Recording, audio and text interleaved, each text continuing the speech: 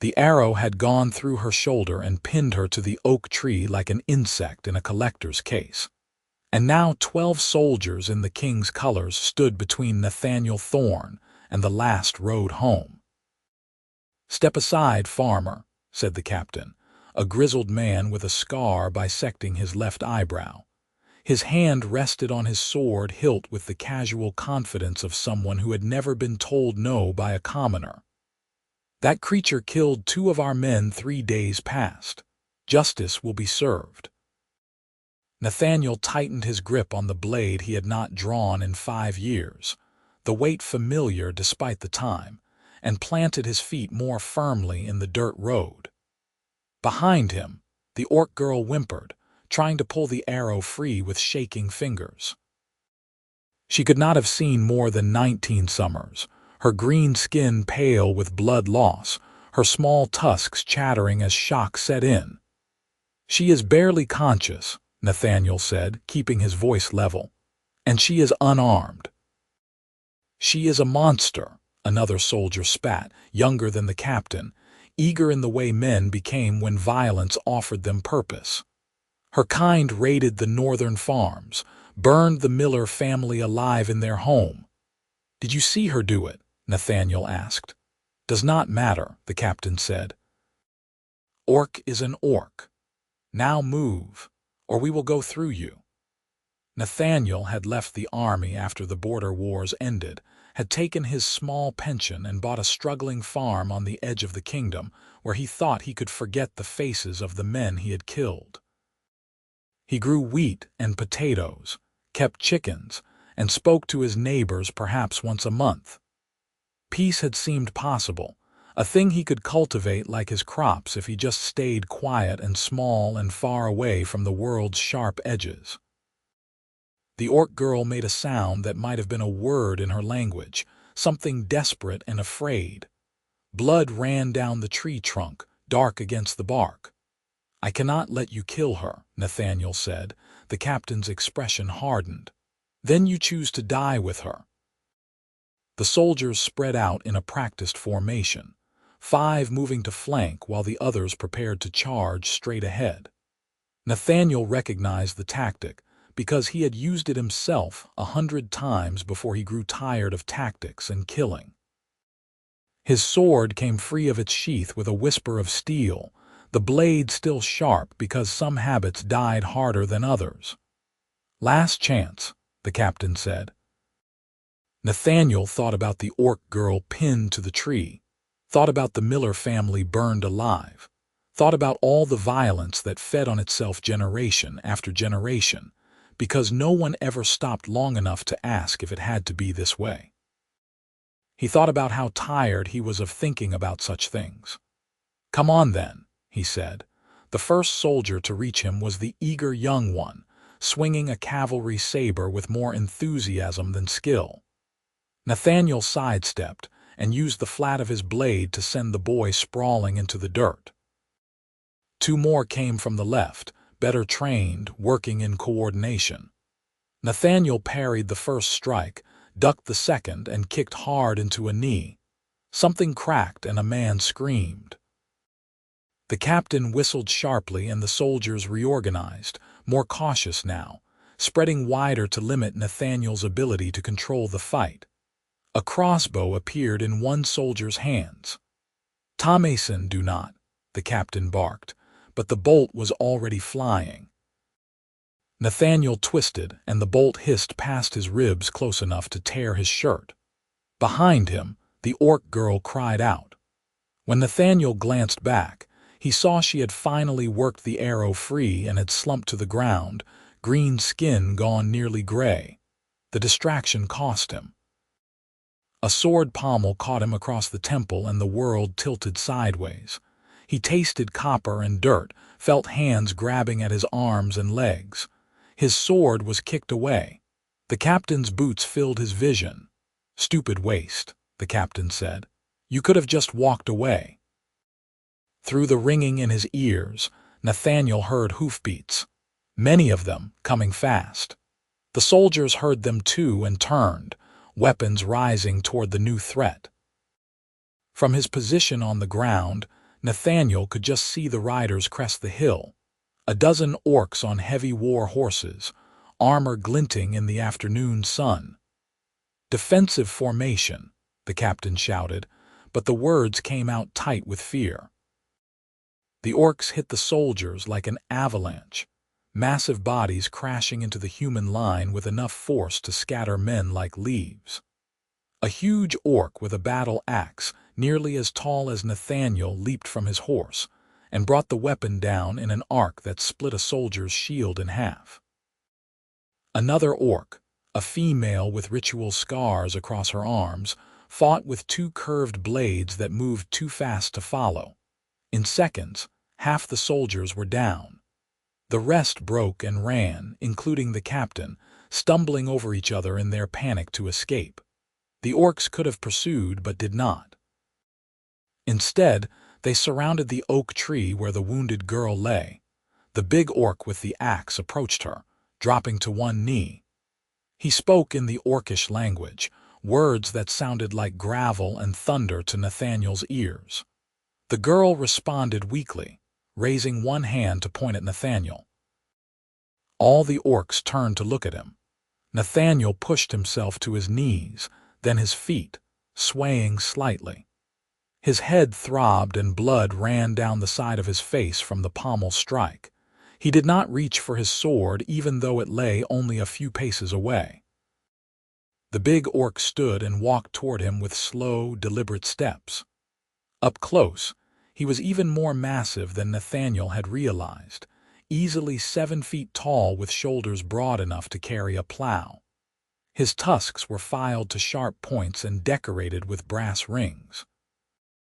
His eyes were the color of amber, and they studied Nathaniel with an intensity that suggested he was measuring Nathaniel's worth and finding it lacking. "You stood for Kreshka," the orc said in heavily accented common. His voice matched his size, deep and resonant. "Kreshka," Nathaniel repeated. The orc gestured at the wounded girl. "My daughter, you stood for her when the human soldiers would have killed her." "They would have murdered her while she was helpless," Nathaniel said. "I could not allow it." "Why?" The orc leaned closer, studying Nathaniel's face. "Humans kill orcs. Orcs kill humans. This is the way of things. Why stand against your own kind?" Nathaniel wiped blood from his eyes. "Because murder is murder, regardless of who bleeds." The orc was silent for a long moment. Then he turned his head and barked something in orcish.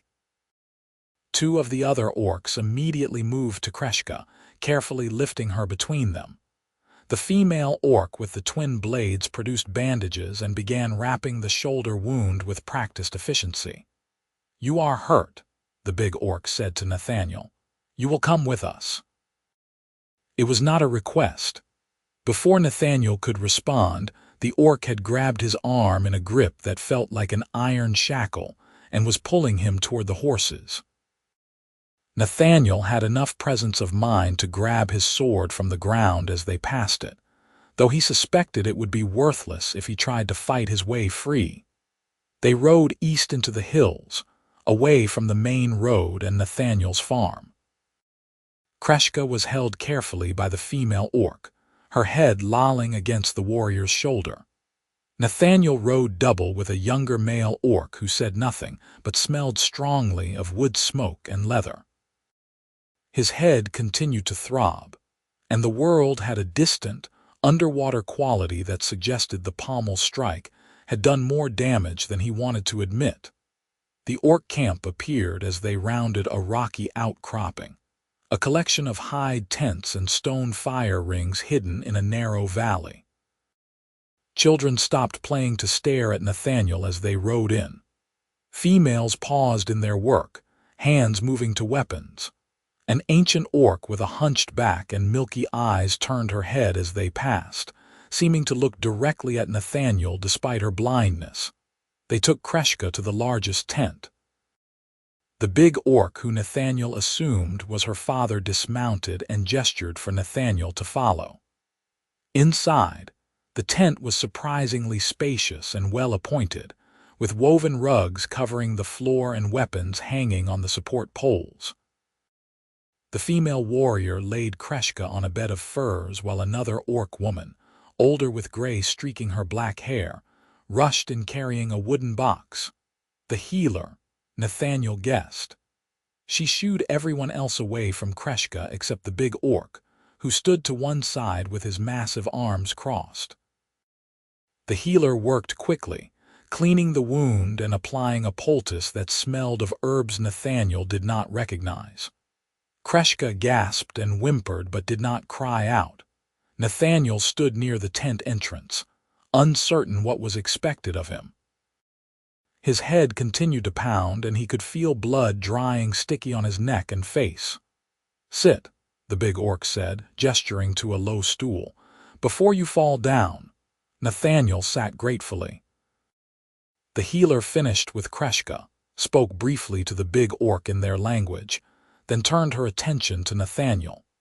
She approached with that direct, no-nonsense manner universal to healers everywhere, and began examining his head wound without asking permission. "You have hard skull," she said in common after a moment.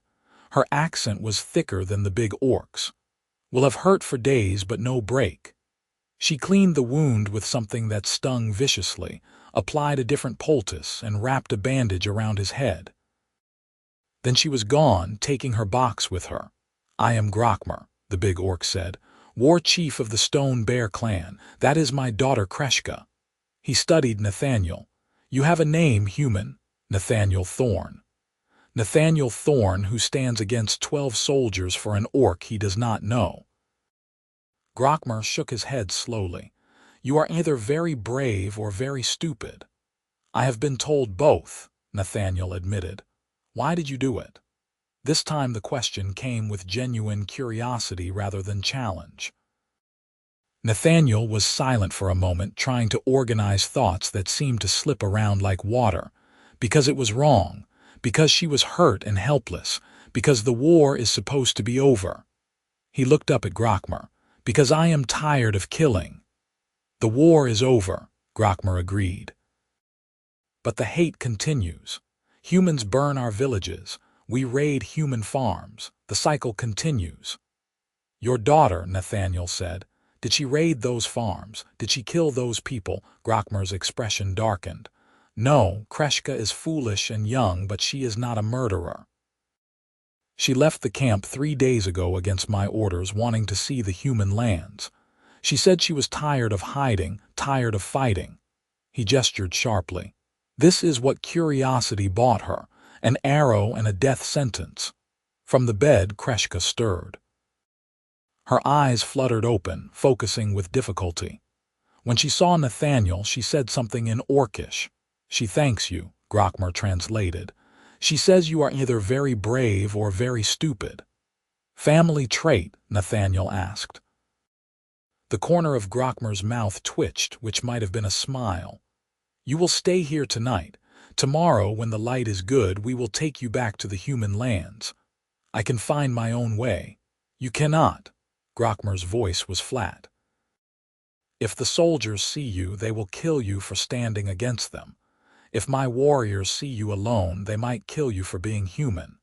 Tonight, you are under my protection. Tomorrow, we will see you safely away." It made sense, even if Nathaniel did not particularly want to spend the night in an orc war camp. He nodded, which made his head throb worse. A younger orc brought food as the sun set, roasted meat and root vegetables that were surprisingly well seasoned. Nathaniel ate sitting on the stool while Grokmer sat on the floor, cross-legged, his bulk making the spacious tent seem smaller. Kreshka slept, her breathing deep and regular, color slowly returning to her skin.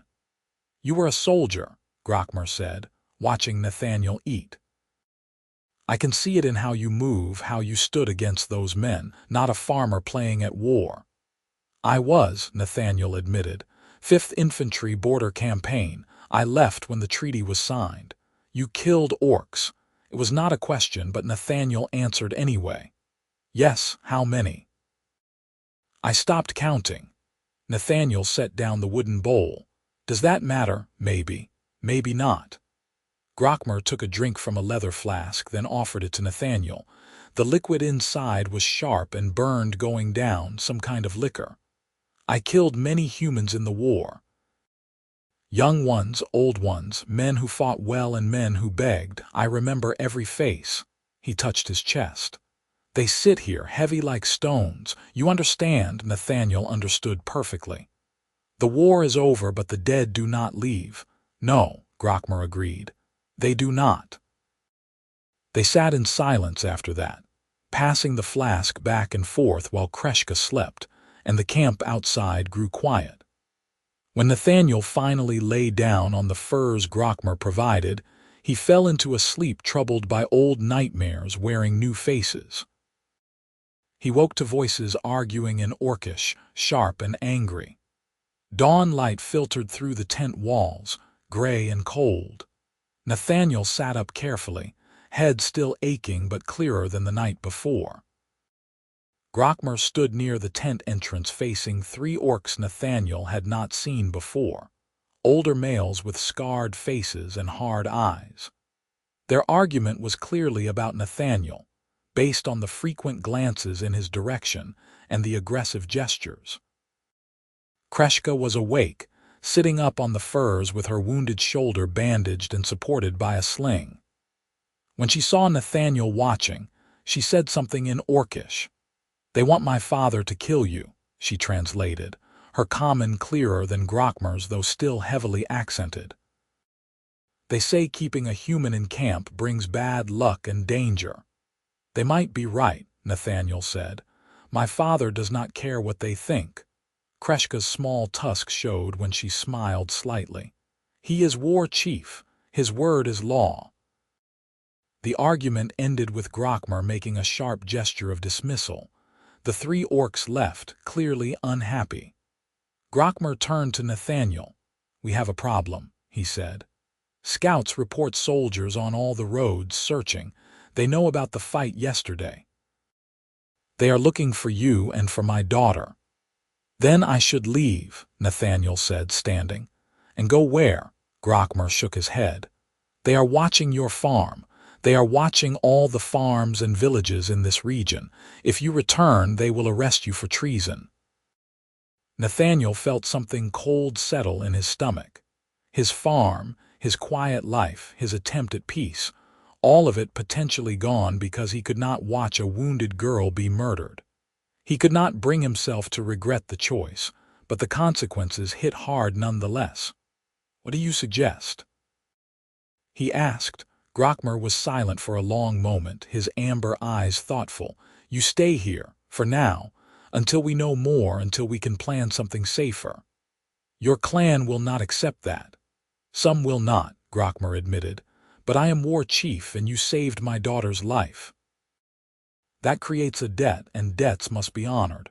You will stay." Kreshka said something in Orcish, urgent and insistent. Grokmer responded sharply, but she argued back, gesturing at her wounded shoulder and then at Nathaniel. The exchange went back and forth several times before Grokmer finally grunted what sounded like reluctant agreement. "My daughter wants to thank you properly," he said to Nathaniel. "In our tradition, when someone saves a life, the saved one owes service until the debt is repaid. Kreshka wishes to honor this." "That is not necessary," Nathaniel started, but Kreshka interrupted him with rapid Orcish that needed no translation to convey her strong opinions on the matter. "It is necessary," Grokmer said, "for her honor and for mine. She will serve you while you are here, see to your needs, ensure you are treated well." It seemed absurd given that Kreshka was wounded and could barely sit up, but Nathaniel recognized the same stubborn pride in her expression that he had seen in her father's. Arguing would be pointless. "I would be honored," he said formally. Kreshka beamed at him, her smile transforming her face from merely pretty to genuinely beautiful. Nathaniel looked away, uncomfortable with the observation. The days that followed developed a strange rhythm. Nathaniel slept in Grokmer's tent, on furs near the entrance. Each morning, Kreshka would wake him by pressing a cup of bitter herb tea into his hands, something the healer insisted would help his head heal properly. She would bring him food, attempt to teach him orcish words, and tell him stories about the clan despite her father's disapproval. The other orcs watched him with varying degrees of suspicion and hostility, but none challenged Grokmer's protection directly. The children were more curious than afraid, though their parents quickly called them back if they ventured too close. The healer seemed indifferent to his presence, treating him the same way she treated everyone, with brusque efficiency and herbal remedies that tasted terrible but worked. Kreshka healed quickly, orcish resilience proving stronger than human fragility. Within 3 days, she was moving around the camp normally, her arm still in a sling but her color fully restored. She appointed herself as Nathaniel's guide and guardian, showing him around the camp, introducing him to clan members who would speak to him, and generally making it impossible for him to remain isolated. "You must understand," she said one afternoon as they sat on a rocky outcropping overlooking the valley. "We are not the monsters your people believe. We love, we laugh, we tell stories and sing songs and worry about our children." She picked up a smooth stone and turned it over in her green-skinned hands. "We are simply trying to survive." "I know," Nathaniel said. "I have been paying attention." "Have you?" She looked at him with those amber eyes so like her father's. "Or do you still see monsters when you look at us?" "I see people," Nathaniel said honestly. "People who have been hurt and are hurting others in return, but still people." Kreshka was quiet for a moment. "During the war, did you see orcs as people?" It was a fair question, and Nathaniel did not want to lie to her. "No, not at first." "You were the enemy, faceless and terrible. It was easier to fight that way, easier to kill." He paused.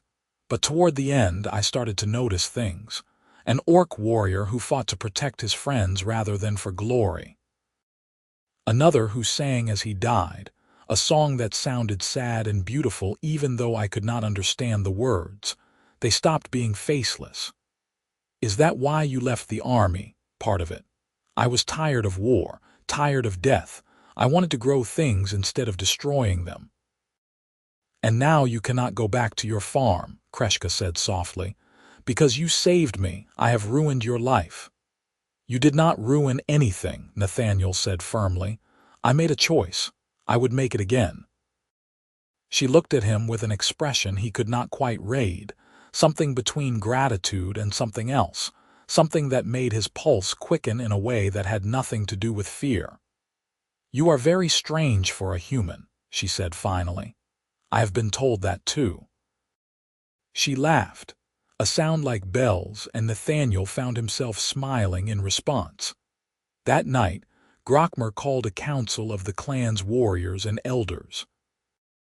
Nathaniel was not invited, but Kreshka snuck away from the gathering to bring him updates, appearing at the tent entrance like a conspiratorial ghost. "They are arguing about you," she whispered, kneeling beside where Nathaniel sat sharpening his sword. "Some want you sent away immediately. Others think you should be killed as a spy. A few believe you could be useful. Useful how? As a bridge between our peoples." Kreshka glanced over her shoulder toward the large tent where the council met. "There are some among us who are tired of fighting, who want peace. They think having a human who respects orcs could help negotiate with your leaders.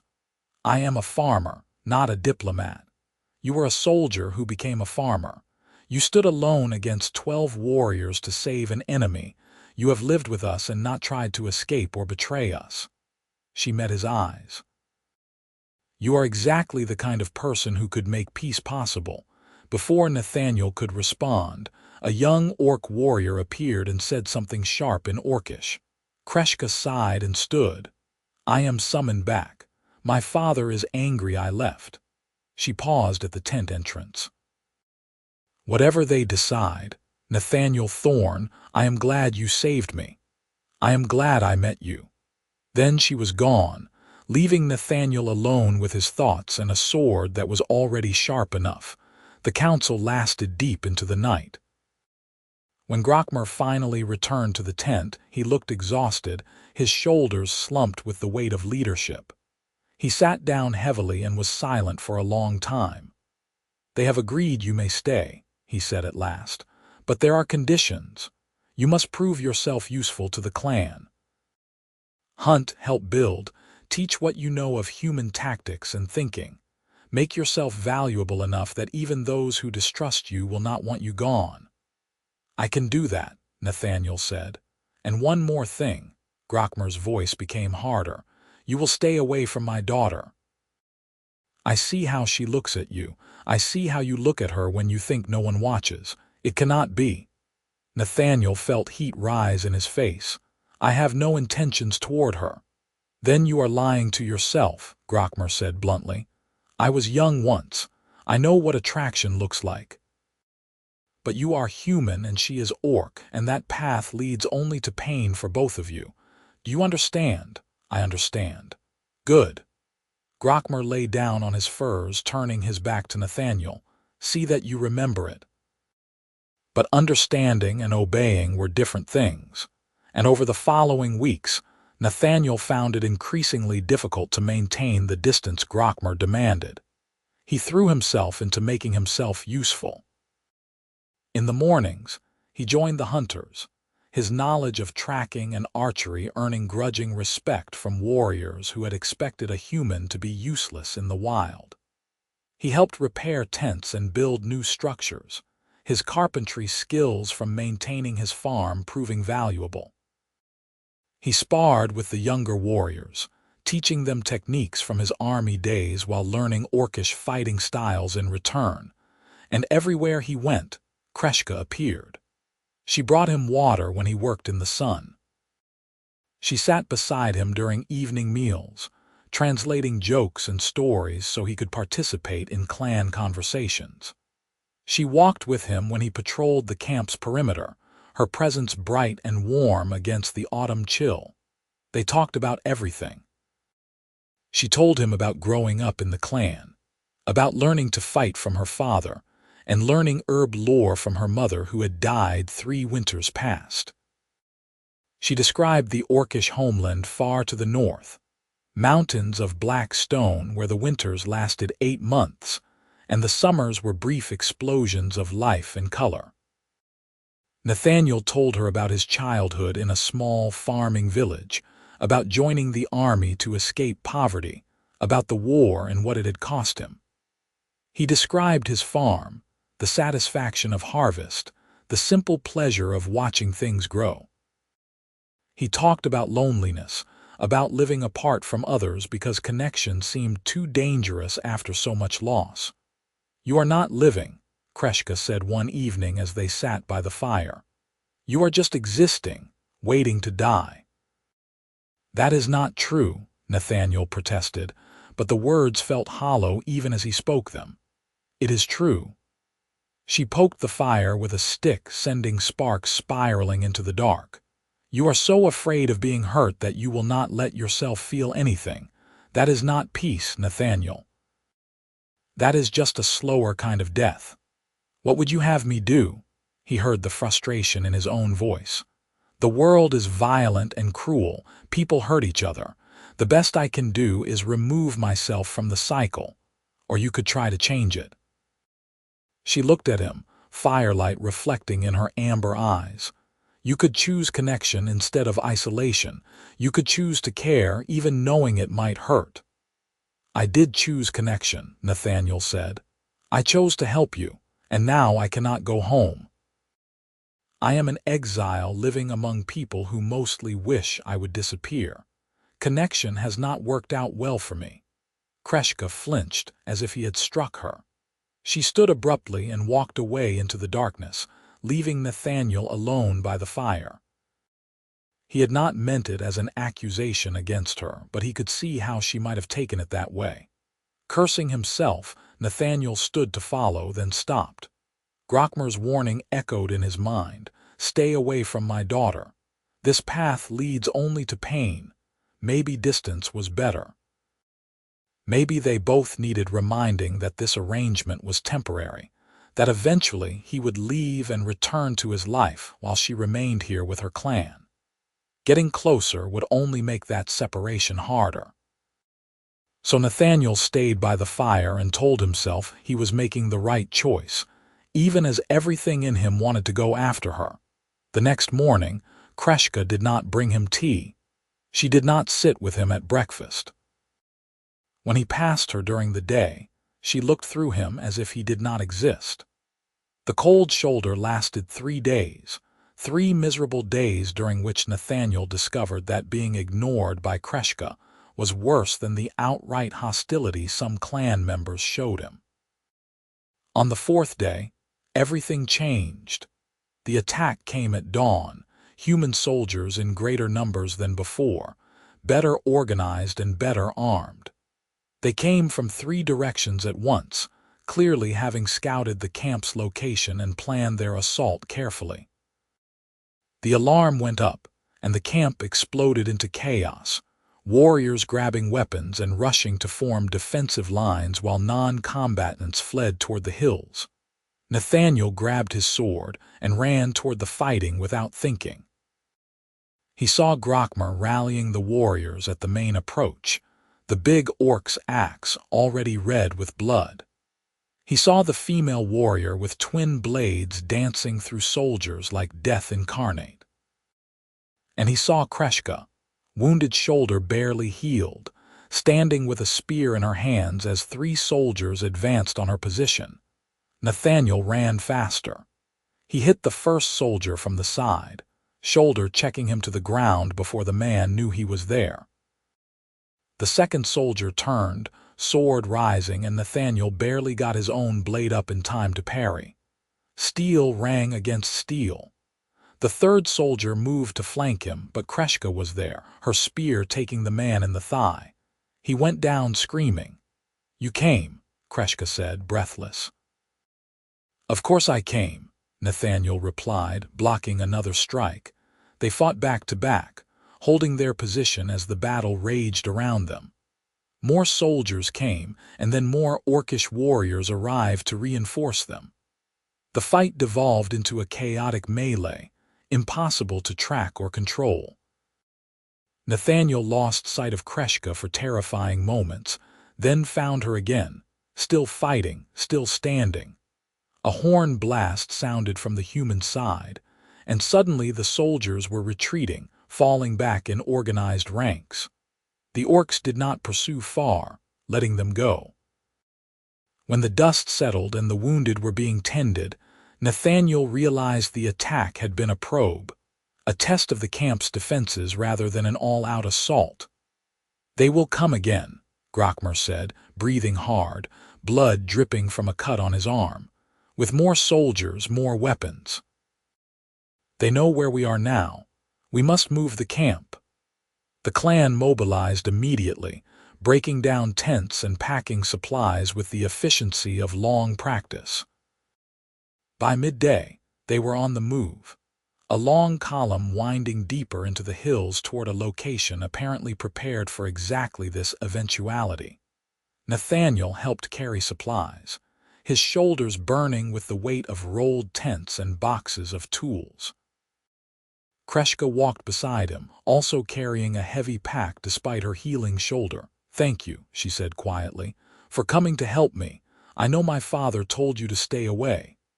"I am sorry," Nathaniel said. "For what I said by the fire, I did not mean it as an accusation against you. I know." She was quiet for a moment. "But you were right. You saved me and it cost you your home, your life. I have been selfish, wanting your company, enjoying your presence without thinking about what it means for you." "You were not being selfish," Nathaniel said. "I enjoyed your company too. I enjoy it still." "But we cannot continue," Kreshka said firmly. "My father is right. You are human, I am orc. There is no future for whatever this is becoming. When we reach the new camp, I will honor my life debt by staying away from you. It is better for us both." She walked faster, pulling ahead, leaving Nathaniel to follow with a feeling like someone had reached into his chest and squeezed his heart. The new camp was smaller and more defensible, hidden in a narrow canyon with only one easy approach. They set it up as night fell, everyone too exhausted for anything but the basic necessities. Nathaniel helped raise Grokmer's tent, then collapsed on the furs inside, asleep almost before his eyes closed. He woke to find Kreshka gone from the tent, and when he asked, learned she had moved to stay with the healer. Grokmer said nothing about the change, but his expression made it clear he approved.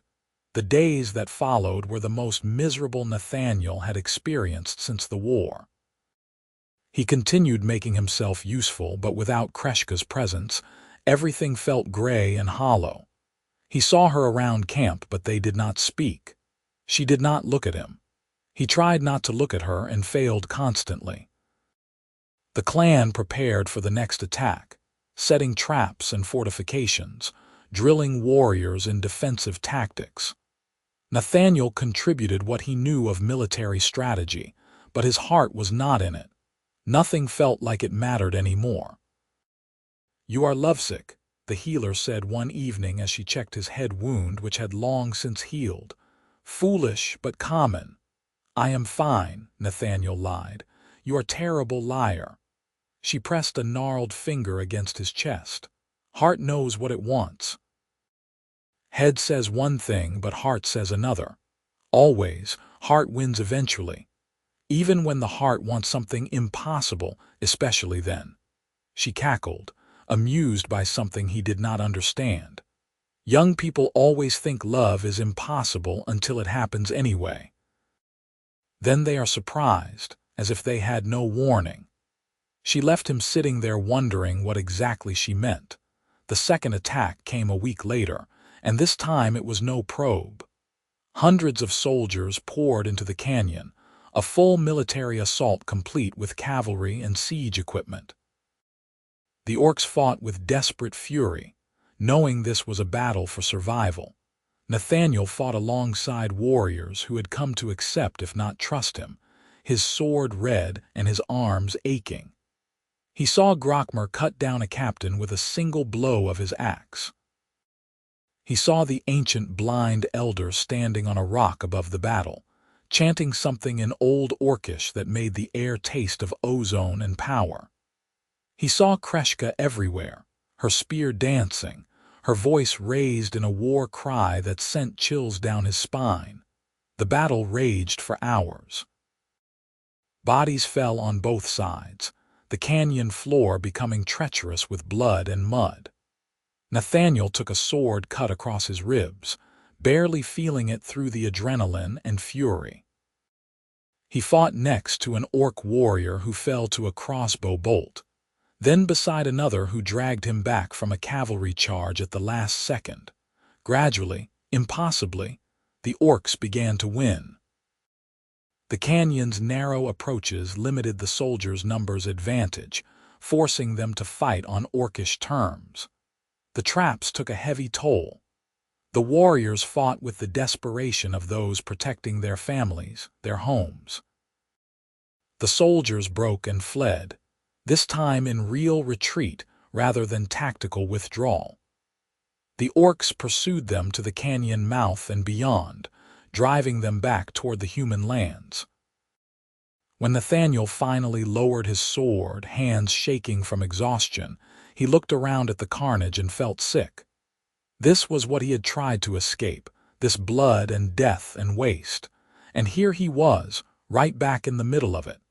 "Nathaniel," he turned to see Kreshka running toward him. Before he could react, she threw her arms around him, holding him tight despite both their injuries. "I thought you had fallen," she said into his shoulder.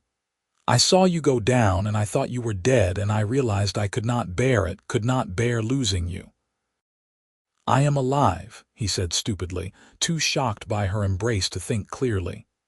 "I am fine." She pulled back enough to look at his face, and he saw tears tracking through the grime and blood on her green skin. "I tried to stay away. I tried to do what was right, but I cannot do it, Nathaniel." I cannot pretend I do not care for you. Kreshka, he started, but she shook her head. Let me speak. My father says we cannot be together because you are human and I am orc. The clan says it is impossible, forbidden. Maybe they are right. Maybe we are foolish to even think about it. She took his face in her hands, her palms rough with calluses. But I do not care anymore. I would rather have you for whatever time we can steal than spend the rest of my life wondering what we might have been. Nathaniel knew he should argue. Should point out all the very real problems with what she was suggesting. Should remember Grokmer's warning and his own fears about connection and loss. Instead, he kissed her. She tasted like blood and ash and something sweeter underneath, and when she kissed him back, fierce and demanding, the entire world contracted to just the two of them. Nothing else mattered. Not the clan's disapproval, not the species' divide, not the weight of tradition or prejudice. Just her, just this moment. Just the feeling of finally admitting what had been growing between them for weeks. When they finally broke apart, both breathing hard, Nathaniel saw Grokmer standing a dozen paces away, covered in blood and gore, his face unreadable.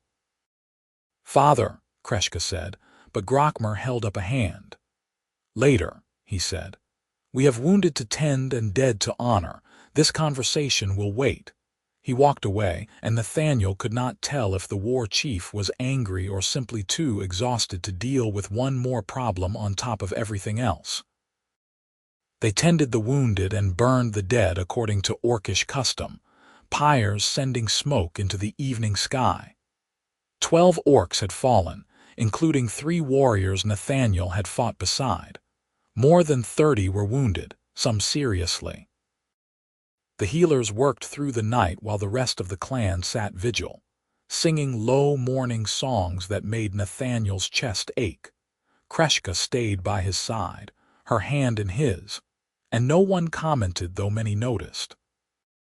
When dawn came gray and cold, Grokmer emerged from his tent and called for Nathaniel and Kreshka to come to him. They entered to find the war chief sitting on the floor, his great axe laid across his knees. He looked older than Nathaniel had seen him, the weight of leadership and loss aging him overnight. Sit, Grokmer said, and they sat. For a long moment the war chief was silent, just looking at them with those amber eyes that saw too much. Then he sighed, a sound like wind through stones. I told you to stay away from my daughter, he said to Nathaniel. You did, Nathaniel agreed, not offering excuses. And I told you this path led to pain, Grokmer said to Kreshka. You did, she said. And maybe you are right, but I choose that pain over a life without him. Grokmer closed his eyes briefly. When he opened them again, something had shifted in his expression. Your mother said the same thing to her father when she told him she wanted to marry me. He was from a different clan, had been our enemy. Her father forbade it. She chose me anyway. He looked at his daughter. You are so much like her, stubborn and fierce and too brave for your own good. What are you saying? Kreshka asked quietly. I am saying I cannot stop you. I am saying that if you truly care for each other, if this is real and not just the heat of battle and proximity, then I will not stand in your way. He turned to Nathaniel. But understand this, human. If you hurt her, if you betray her or abandon her, I will hunt you to the ends of the earth and your death will be neither quick nor pleasant. Am I clear? Perfectly clear, Nathaniel said. And I swear to you I have no intention of hurting her. Intentions mean nothing, Grokmer said harshly. Actions are what matter. Prove yourself worthy of her. Every day with every choice prove it. I will, Nathaniel promised. Grokmer stood, picking up his axe. The clan will not accept this easily. You will face prejudice from my people and from yours. There will be those who see your relationship as betrayal on both sides. Can you bear that? Nathaniel and Kreshka looked at each other. He saw his own determination reflected in her amber eyes. Yes, they said together. Then I will speak to the clan, Grokmer said. Make them understand this has my blessing for what that is worth, but you must both be prepared for what comes next. This will not be easy. He was right, of course. When Grokmer announced at the evening gathering that his daughter and the human had his permission to court, the reaction was explosive. Arguments erupted immediately, some elders calling it an abomination, others worrying it would bring disaster on the clan. The warriors were divided, some who had fought alongside Nathaniel supporting him, others declaring they would never accept a human as one of their own. Through it all, Grokmer remained firm. Nathaniel had saved Kreshka's life. He had fought for the clan, bled for the clan, proven his worth repeatedly. If Kreshka chose him, that was her right and Grokmer would honor it. The debate raged for hours. In the end, Grokmer's authority as war chief carried the decision, but Nathaniel could see the discontent in many faces. This was not over. It would likely never be fully over. But when Kreshka took his hand in front of the entire clan and led him back to where they could sit together by the fire, Nathaniel found he did not care about the disapproving stares or muttered comments. They would prove themselves. They would show that love could cross the divide between species, between former enemies. It would not be easy, but nothing worth having ever was. The following weeks tested that optimism severely. While some clan members accepted, or at least tolerated Nathaniel and Kreshka's relationship, others made their displeasure obvious. Nathaniel found himself excluded from certain activities, given the worst duties, subjected to constant small slights and insults. Kreshka faced similar treatment, with some calling her a traitor to her people, saying she had dishonored the clan by choosing a human. They endured it together, presenting a united front that gradually began to soften some of the hardest opposition. Nathaniel worked harder than ever, taking on the most difficult tasks without complaint. Kreshka stood proudly at his side, her refusal to be shamed or cowed earning respect even from those who disagreed with her choice. Slowly, grudgingly, the clan began to accept them. Meanwhile, the situation with the human authorities remained unresolved. Scouts reported that soldiers still patrolled the region, searching for both Nathaniel and the orc camp. The farm Nathaniel had abandoned was apparently being watched, his property seized by the crown for treason. He was officially wanted for aiding enemies of the kingdom, with a substantial reward offered for information leading to his capture. "You are an outlaw now," Kreshka said one evening as they sat on their favorite outcropping overlooking the valley. "Truly one of us." "Not how I expected my life to turn out," Nathaniel admitted. "Farmer turned trader turned outlaw in love with an orc. Do you regret it?" She leaned against his shoulder, careful of the healing sword cut across his ribs. "No." The answer came without hesitation. "Everything I lost was just things. This, what we have, this is real, this matters." She turned her head to look at him, and even after weeks together, the intensity of her gaze still took his breath away. "I love you, Nathaniel Thorne. I probably should not say it so plainly, so soon, but it is true. I love you." "I love you too," he said, the words feeling both terrifying and right. "I think I have since you called me very brave or very stupid." She laughed and kissed him, and for a while, all the problems of the world could wait. But problems never waited long. The third attack came in early winter, during the first snowfall. This time, the humans brought fire. They surrounded the canyon and launched flaming arrows and oil bombs into the camp, trying to burn the orcs out. The wooden structures caught immediately, flames leaping high despite the falling snow. The clan fought desperately, evacuating the non-combatants through a hidden back trail while warriors held the main approach. Nathaniel fought in the thick of it, his sword tireless, his army training taking over in the chaos. Kreshka was everywhere at once, organizing the evacuation, rallying warriors, pulling children from burning tents. A support beam fell, flaming, and Nathaniel barely rolled aside in time. When he looked up, he saw human soldiers pouring through a gap in the defenses. He also saw something else, a young lieutenant he recognized from his days in the 5th Infantry, a man named Corwin who had been a friend once. "Thorne," Corwin stared at him in shock. "They said you had gone native, but I did not believe it. What are you doing here?" "Protecting my family," Nathaniel said, raising his sword. "Your family? Thorne, these are orcs, monsters. We are at war." "The war is over," Nathaniel said. "This is just murder. They raided our farms, killed our people. Some did, not all, not these." Nathaniel gestured at the burning camp. "There are children here, Corwin, families. They are just trying to survive." Corwin looked around, seeming to really see the camp for the first time. The burning tents, the fleeing non-combatants, the desperate defense. His expression wavered. "I have orders," he said, but the conviction had left his voice. "Then disobey them," Nathaniel said. "Walk away. Let these people escape. You do not have to do this." For a long moment, Corwin just stood there, sword lowered, conflict written across his face.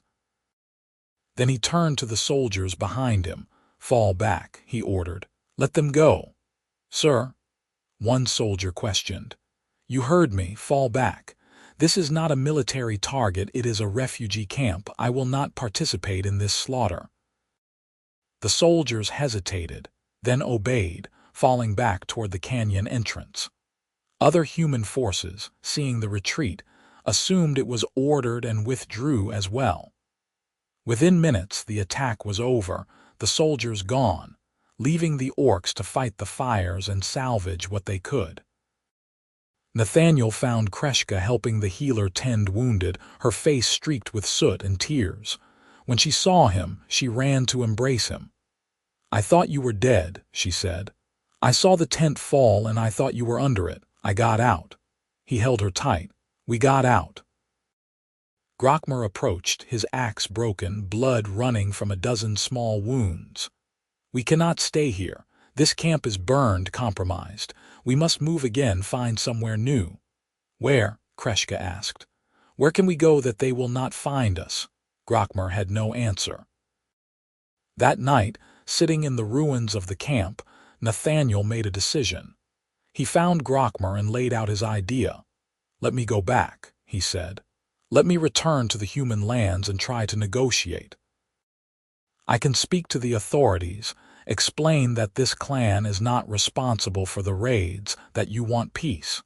Maybe I can find a way to end this." "They will arrest you the moment you appear," Grokmer said. "You are wanted for treason." "Maybe. But maybe I can reach someone reasonable, someone willing to listen. It is worth trying." "And if they execute you?" Nathaniel shrugged. "Then at least I tried." Kreshka, who had been listening, grabbed his arm. "No, I will not let you walk to your death." "We cannot keep running forever," Nathaniel said gently. "Eventually the soldiers will find this clan and destroy it. Or the clan will be forced to raid human settlements to survive, and the cycle of violence will continue. Someone has to try to stop it. Let it be me." "Then I will come with you," Kreshka said. "That is even more dangerous," Nathaniel argued, but he saw the determination in her eyes and knew argument was pointless. "If you go, I go," she said flatly. "We do this together or not at all." Grokmer looked between them, then sighed deeply. "You are both idiots, but perhaps brave idiots are what this situation requires." He stood. "I will send warriors with you at least to the border. After that, you will be on your own." They left the next morning with an escort of 5 warriors, traveling toward the human settlements through snow that grew deeper as they descended from the hills. At the border, marked by an ancient stone wall, the warriors stopped. "Be safe, daughter," Grokmer said, having insisted on escorting them personally. Come back to us. I will, father, Kreshka embraced him. Take care of the clan, always. He turned to Nathaniel. Protect her, human, remember my warning. I remember, Nathaniel promised. They crossed the wall, leaving the escort behind, and entered human lands as fugitives seeking to make peace. The journey took 3 days through increasingly settled territory. They traveled at night and hid during the day, avoiding patrols and villages.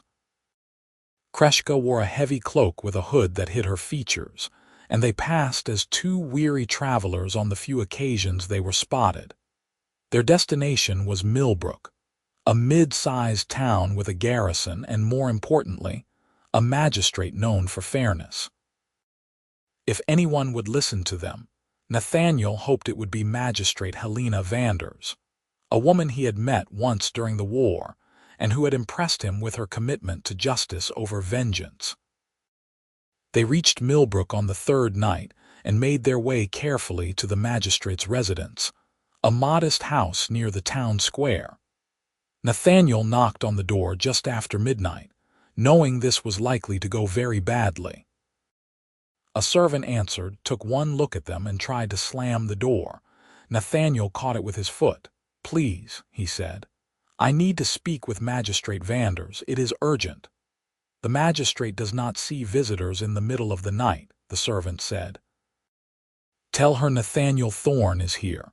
She will want to hear what I have to say." The servant looked doubtful but retreated inside. Several tense minutes passed. Then the door opened wider and Magistrate Vanders appeared, wrapped in a dressing gown, her gray hair loose around her shoulders. "Nathaniel Thorne," she said, her sharp eyes taking in every detail. "The traitor soldier, and this must be the orc." She had spotted Kreshka despite the cloak. "You have remarkable courage or remarkable stupidity to come here." "We need your help," Nathaniel said simply. "May we come in?" Vanders studied them for a long moment. "If I let you in, I am harboring wanted criminals. I could lose my position, possibly face arrest myself." "I know," Nathaniel said. "I would not ask if there were any other option," Vanders sighed. "I must be getting old and soft." "Come in, quickly, before someone sees you." She led them to a private study and locked the door. There, finally safe for a moment, Kreshka lowered her hood, revealing her green skin and tusks. Vanders studied her with the same intense scrutiny she had given Nathaniel. "You are very young," the magistrate said. 19, Kreshka confirmed. "Old enough to know what I risk coming here." 19, Vanders repeated softly. "The same age my daughter was when she died in an orc raid 10 years ago." The room went very quiet. Nathaniel felt ice in his stomach. "I am sorry for your loss," Kreshka said quietly, "but I did not kill her. My clan did not kill her. We are not all the same, any more than all humans are the same." "I know that," Vanders said, surprising them both. "Rationally, I have always known it. My heart takes longer to accept what my mind understands." She sat down at her desk. "Tell me why you are here. Tell me everything." So they did. Nathaniel explained how he had stood over Kreshka to protect her from soldiers who would have murdered her while she was helpless. He described living with the Stone Bear clan, learning that orcs were people with the same hopes and fears as humans. He talked about the attacks, the burnings, the desperate flight from camp to camp. Kreshka spoke of her people's suffering, driven from their homes by human expansion, forced to raid to survive, caught in a cycle of violence none of them wanted but none knew how to escape. She described children growing up knowing only war, warriors dying in battles that solved nothing, families torn apart. "We came to ask for peace," Nathaniel said when they had finished. "The Stone Bear clan is willing to negotiate to find a way to coexist. They are tired of fighting. But they need assurance they will not simply be slaughtered the moment they try to make contact." Vanders was silent for a long time, her fingers steepled under her chin. "What you are asking is complicated. The Crown has a policy toward orcs. The military has orders. I am just a magistrate in a frontier town. But you are known to be fair, Nathaniel said. You have influence. If you vouch for the Stone Bear clan, if you help arrange a meeting under truce, others might listen.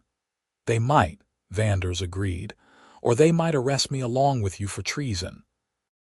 She stood and walked to the window, looking out at the dark town. My daughter's name was Sarah. She had just gotten married. Her husband died in the raid too. I spent years hating all orcs for what was done to her.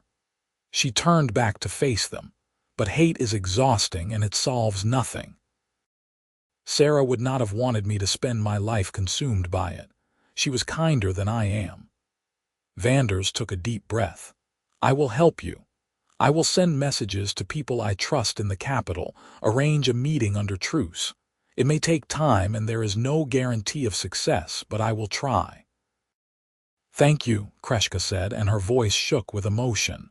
Thank you. Do not thank me yet, Vanders said. You will need to stay hidden while I work. The garrison is actively searching for both of you. If you are discovered, I cannot protect you. She hid them in a cellar under her house, a small space with a cot and supplies. It was dark and cramped, but it was safe. For 2 weeks they waited there while Vanders sent messages and made arrangements, venturing upstairs only late at night when the house was locked and shuttered. The waiting was terrible. Trapped in the dark with nothing to do but worry and hope, Nathaniel felt his nerves fray. Kreshka handled it better, her warrior training giving her patience he lacked. They talked in whispers, played simple games with pebbles, held each other when the fear became too much. Whatever happens, Kreshka said one night, I am glad we tried. I am glad we stood up and said this has to stop. Even if it costs us everything, Nathaniel asked, especially then. She kissed him gently. Some things are worth dying for. Peace is one of them. On the 15th day, Vanders came down the stairs with news. I have arranged a meeting. A colonel from the capital, a man I served with during the war and who I trust to be reasonable. He has agreed to meet with representatives from the Stone Bear clan under a flag of truce to hear proposals for peace. Where? Nathaniel asked. The old border fort, 3 days north of here. 2 weeks from now. That gives you time to return to your clan and bring negotiators. Vanders handed Nathaniel a sealed letter. This is my personal guarantee of safe conduct. It may not be worth much if things go wrong, but it is the best I can offer. It is more than we could have hoped for, Nathaniel said. Thank you. They left that night, retracing their path toward the hills. The journey back was faster now that they knew the way and had Vanders' letter to show any patrols. They reached the Stone Bear camp, relocated again to a new hidden valley, 6 days after leaving Millbrook. Grokmer listened to their report with an unreadable expression. When they finished, he called a council of elders and warriors to discuss the offer. The debate was fierce. Some argued it was an obvious trap, that the humans would never negotiate in good faith. Others pointed out that they had little choice, that the clan could not survive another winter on the run. A few idealistic voices suggested this might actually work, that peace might be possible. In the end, Grokmer made the decision. We will go to this meeting. We will try for peace. But we will go prepared for betrayal with warriors ready to fight if necessary. He looked at Nathaniel. You will come with us. You understand both sides. You can help us navigate this. Of course, Nathaniel said. The next 2 weeks were spent in preparation. Grokmer selected a delegation of 5, including himself, Kreshka, and Nathaniel. The remaining warriors would wait nearby, ready to intervene if the meeting went bad. They practiced what they would say, how they would present their case, what terms they could accept. The night before they were to leave, Kreshka and Nathaniel walked to their outcropping one last time. The stars were bright and cold above them, winter settling deep over the land.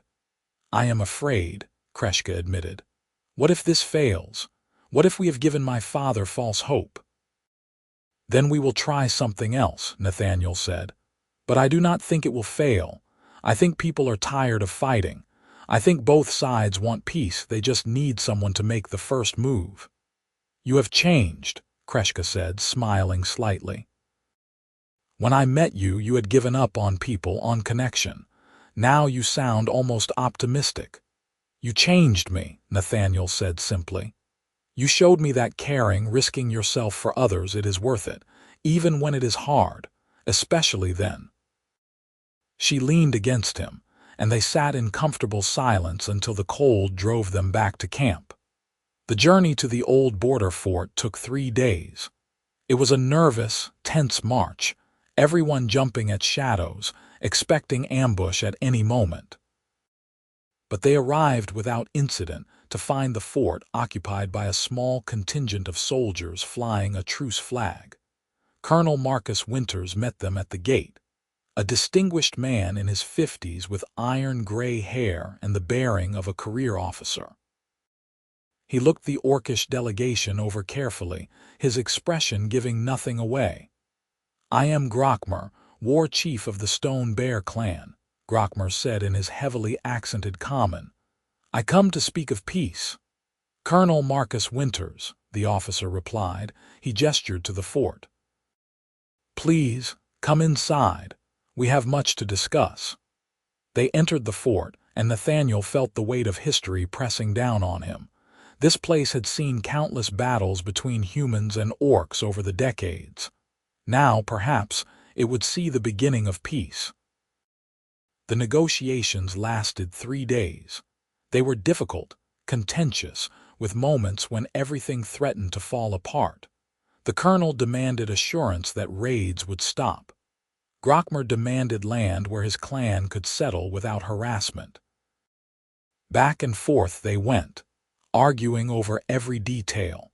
Nathaniel served as a bridge between them, translating not just words but intentions, helping each side understand the other's concerns. Kreshka provided crucial insight into orcish culture and needs, while also showing by her very presence that orcs and humans could work together. Magistrate Vanders arrived on the 2nd day, having ridden hard from Millbrook to lend her support. Her presence and reputation helped sway the colonel toward compromise. On the morning of the 3rd day, they finally reached an agreement. The Stone Bear clan would be granted a territory in the hills, officially recognized by the crown. They would cease all raids on human settlements. In exchange, humans would not attack the orcish territory and would provide limited trade opportunities. Both sides would work to apprehend any individuals, human or orc, who violated the peace. It was not perfect. It left many questions unanswered, many problems unresolved. But it was a start, a genuine attempt at coexistence rather than endless warfare. When they signed the agreement, Nathaniel felt something loosen in his chest, a weight he had carried for so long he had forgotten it was there. This is just the beginning, Colonel Winters said as they prepared to depart. Making it work will be harder than agreeing to it. There will be those on both sides who resist, who want to return to the old ways. We will make it work, Grokmer said firmly. My people are tired of fighting. We want to live in peace, raise our children, build something lasting. Then we will try, Winters said. He offered his hand, and after a moment's hesitation, Grokmer took it. The gesture seemed to symbolize everything the agreement represented. 2 former enemies choosing connection over conflict, hope over hate. They returned to the Stone Bear camp as heroes, bearing news of peace. The celebration lasted long into the night, songs and stories and joy after so much suffering. Children played without fear, warriors put down their weapons, and for the first time in memory, the future looked bright. In the midst of the celebration, Grokmer found Nathaniel and Kreshka sitting together by the fire. I have been thinking, the war chief said, settling his bulk onto the ground beside them. About what comes next for you too. What do you mean? Kreshka asked. The agreement allows for limited integration between our peoples, trade, cultural exchange, even the possibility of mixed communities. Grokmer looked at Nathaniel. You are already living proof that humans and orcs can build something together. Have you thought about what you want to do with that? Nathaniel glanced at Kreshka, saw his own thoughts reflected in her expression. They had talked about this in whispers during the long wait in Magistrate Vander's cellar, dreams they hardly dared speak aloud. We want to build a place where both humans and orcs can live, Kreshka said. A community that shows peace is possible, that we can coexist. On the border between our territories, Nathaniel added. Somewhere visible, so both sides can see it working. Grokmer nodded slowly. It will be hard. You will face opposition from both sides, prejudice and hatred from those who refuse to change. Are you prepared for that? We have faced it already, Kreshka said. We can face it again. Then you have my blessing, Grokmer said, and my support. The clan will help you build this place, provide workers and resources. We will show that the peace we have agreed to is real. The project began in early spring. They chose a site near the border, a valley with good water and fertile soil. Orcs and humans worked side by side, often awkwardly, sometimes with open hostility, but they worked. They built homes, barns, workshops. They planted fields and established trade routes. Nathaniel and Kreshka's relationship became the foundation of the community, a visible symbol of what they were trying to build. When they announced they would be married according to both human and orcish traditions, some protested, but far more supported them. The wedding took place in midsummer, a blending of cultures and customs that felt both strange and right. Magistrate Vanders officiated the human portion, speaking of love conquering division. An orcish elder performed the traditional rites, binding their hands with braided cord and marking their foreheads with sacred symbols. When Nathaniel kissed Kreshka before their assembled community, human and orc alike cheering and celebrating, he felt a sense of rightness he had never experienced before. This was what he had been looking for when he left the army and bought his farm, this sense of peace and purpose and belonging.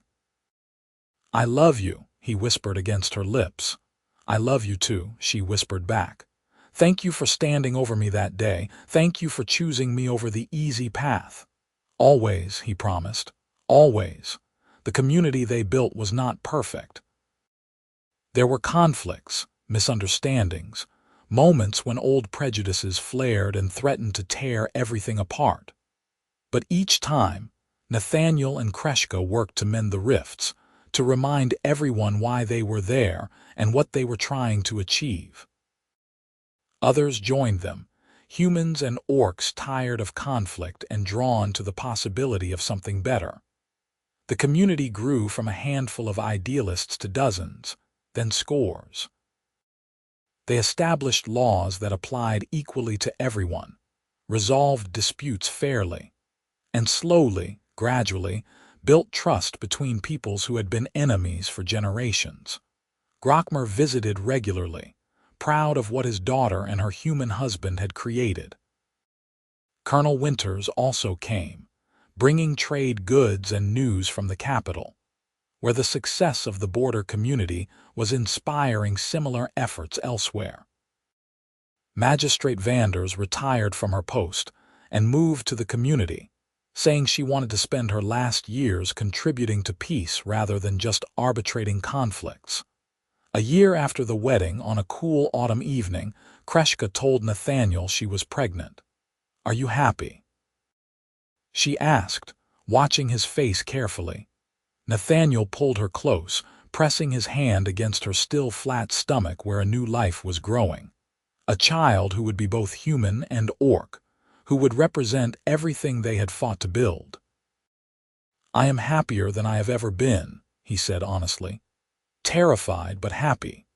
She laughed, the sound bright and clear. Good, because we are going to need that happiness to get through what comes next. Raising a child is harder than building a community, my father tells me. We will manage, Nathaniel said. Together. And they did. Their daughter was born in the spring, a squalling, perfect creature with green-tinged skin and her mother's amber eyes. They named her Sarah Helena, after Magistrate Vander's lost daughter and the magistrate herself, a gesture that made the old woman weep with gratitude. The child became another symbol of their community, a living promise that the future could be different from the past. Watching her grow, playing with other children, both human and orc, Nathaniel felt a deep satisfaction. This was what he had been fighting for, even when he did not know it. This peace, this possibility, this hope. Years passed. The border community flourished, becoming a model for integration that other regions attempted to emulate with varying success. Nathaniel and Kreshka's family grew, 2 more children joining Sarah, each a unique blend of their parents' peoples. Nathaniel's hair went gray, and Kreshka's tusks wore down with age, but their love remained constant, the foundation on which everything else was built. On quiet evenings, they would sometimes walk to the hill overlooking their community, watching smoke rise from chimneys and listening to the sounds of life, human and orc voices mingling in conversation and laughter. And Nathaniel would think back to that day on the road, 12 soldiers demanding he step aside, a wounded orc girl pinned to a tree, and the choice he made that changed everything. "You ever regret it?" Kreshka asked him once, reading his thoughts as she so often did. "Never," he said, and meant it with his whole heart. "You were worth everything I lost and everything we gained. You always will be." She took his hand, her grip still strong despite the years. "And you, my brave, foolish human, were worth standing for, worth loving. Worth building a life with, no matter how impossible it seemed." They stood together as the sun set, watching the community they had built from nothing but hope and stubbornness and love. In the distance, their daughter Sarah called to them, her voice carrying easily across the valley, and they turned to walk home together, the way they had walked every step of this unlikely journey. Together, always together, from that first moment when Nathaniel had stood between Kreshka and death, to this evening and all the evenings yet to come. It had not been easy. It had been hard and painful and required more courage than any battle Nathaniel had ever fought. But it had been worth it, every struggle and sacrifice and moment of doubt, because love, Nathaniel had learned, was worth fighting for. Peace was worth fighting for. And sometimes the bravest thing a person could do was not to fight at all, but to stand firm and refuse to let hatred and violence have the final word. They had stood firm, he and Kreshka, and they had built something beautiful from the ashes of war. Something that would outlast them both, carried forward by their children and the community they had nurtured into being. Something that proved, against all odds and expectations, that even the deepest divides could be bridged by those willing to try. As they walked home through the twilight, Nathaniel squeezed Kreshka's hand and felt her squeeze back, a simple gesture laden with all the years and struggles and triumphs they had shared. And he knew, with absolute certainty, that he had made the right choice that day on the road. He would make it again, without hesitation, every single time,